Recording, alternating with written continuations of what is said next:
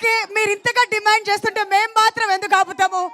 The ever beautiful Anupama మీకోసం trailer launch నుంచి అసలు స్టేజ్ కూడా ఎక్కనివ్వకుండా అక్కడే ఆపేసి ఎప్పుడొస్తారు అనుపమ అని చెప్పి అడుగుతున్నారు.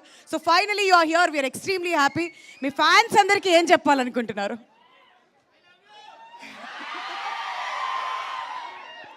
ముందుగా అందరికీ నమస్కారం.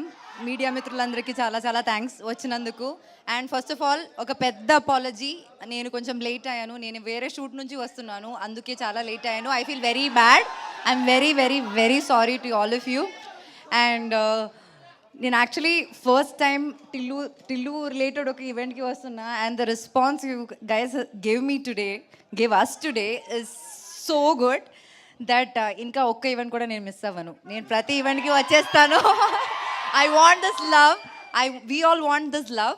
సో ఇంకా మార్చ్ 29th సినిమా రిలీజ్ అవ్వబోతుంది. And we're all very excited.